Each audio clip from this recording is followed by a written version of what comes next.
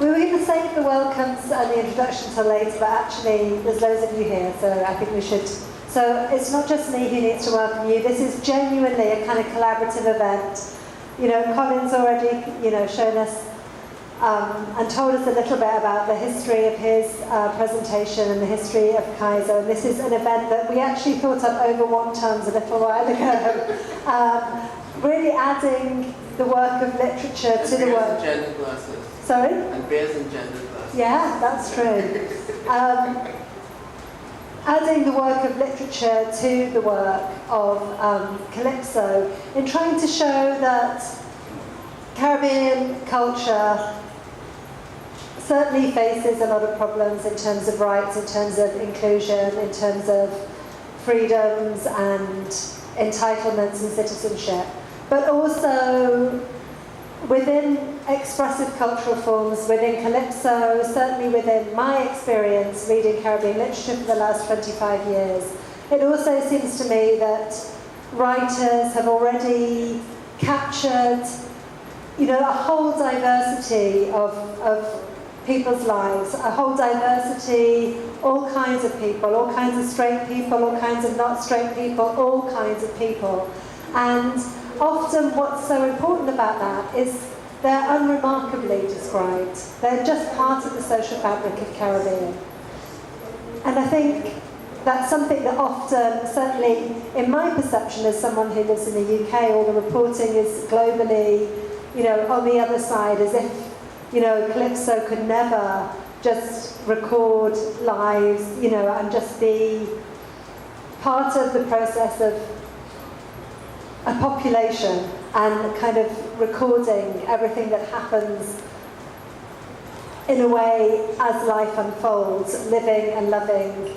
And it seems to me really important that those of us who work on expressive culture can bring that forward, can show that there is this whole kind of body of work that gives visibility, affirmation, life to a whole range of subjects. So this evening really is about trying to do that. So we're very, very lucky to be able to collaborate. So as I said, it's a collaboration with CAISO. It's also a collaboration with the IRN and with the Institute for Gender and Development Studies, and both of those will come up and welcome you in a minute.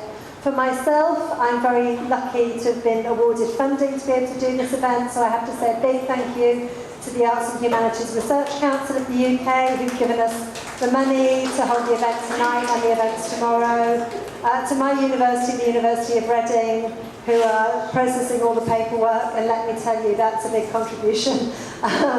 And so I'm going to hand over now to Crystal, who I think is going to say a welcome on behalf of the Institute of Gender and Development Studies at UA. Thank you. Everybody, good evening. I have notes because it's not my welcome, but on behalf of myself, I welcome you.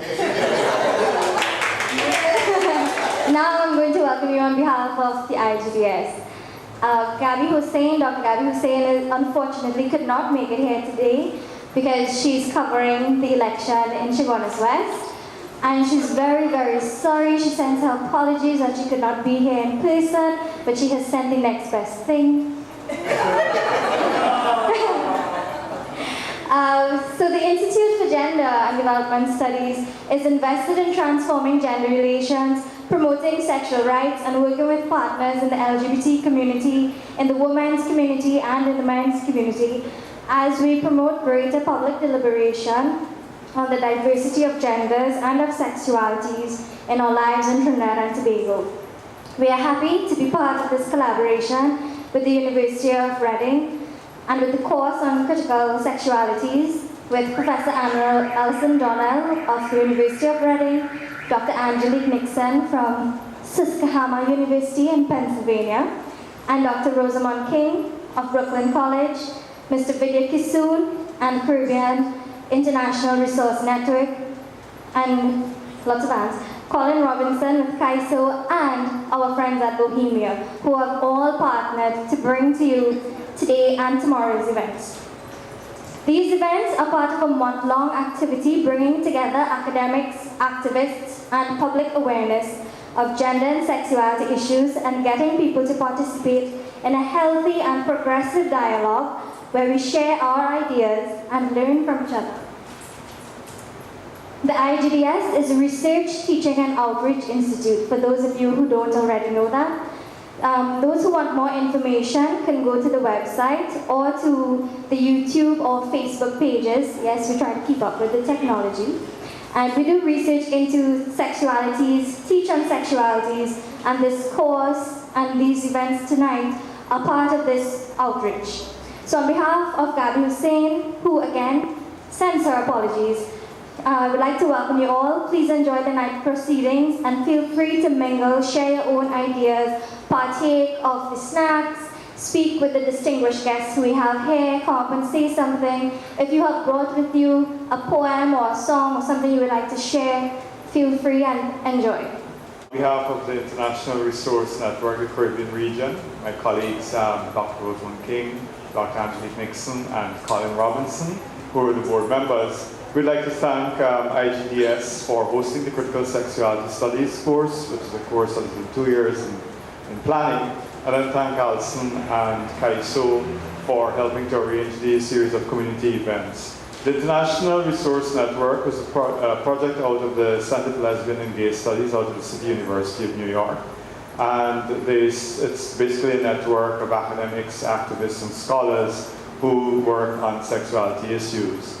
And the Caribbean region has established itself doing several projects. In addition to the course, we've got Theorizing Homophobia in the Caribbean collection.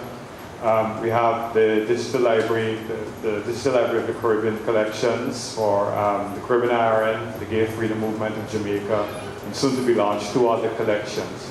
So there's a lot of work, a lot of it is digital. So we're also, like IGDS, on Facebook. Look for us on Facebook. And talk to us afterwards if you want to be a part of the Caribbean IRN and the work that we're doing. I am from Guyana. I live in Guyana. I work from Guyana. This is all part of the 21st century of technology.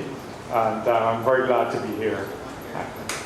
So we're going to intersperse the music and the writing. And I just thought that it might be worth me saying again that in relation to Trinidad at least, there are some really important writers who've been writing to kind of humanize sexual diversity, and I'm sure that we all think of Dion Brand as one of those important writers, and going back really to her 1996 novel In Another Place Not Here, which explores the kind of interlacing of erotic and revolutionary desire.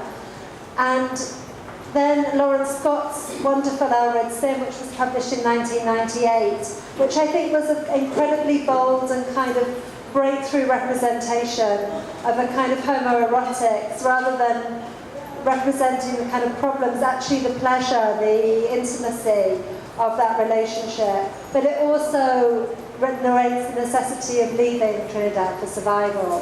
Whereas now, in 2009, Anton Nimblich's short story collection, Sections of an Orange, which our Rosamund King, who's here tonight, has argued is the first work of literature to portray Trinidadian men who both love other men and are not psychologically conflicted or destroyed by their sexuality. And then also published around that time in 2008, Shani Mutu's most recent novel, Valmiki's Daughter, I think offers a kind of wonderfully inclusive portrait of sexual lives in Trinidad that queers heterosexuality and brings a really kind of queerized continuum of feelings and behaviours into view. So I'm really happy that we're going to be able to share some of those works with you at the event tonight. As people have already said, this is one of 3 events. So tomorrow morning, here back at 10 o'clock in the morning, we have a more kind of formal workshop for people to share thoughts, writings, actions, and if you'd like to come and join us for that, that would be wonderful. And then tomorrow night from 4 o'clock, we have a kind of mural project at Bohemia. So again, everyone's welcome. Really happy to be here. I just want to say my thank yous to my partners, obviously, as I've said, to the IGDS, to the International Resource Network, to CAISO, but also very specifically to Crystal, without whom this event literally wouldn't have happened.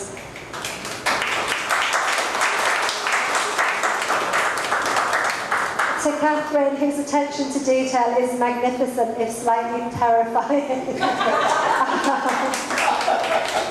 And to the students from the Critical Sexualities course, it's really wonderful to see you here, and thanks very much for coming. And to everybody else who's come, who I don't know by name, thank you too.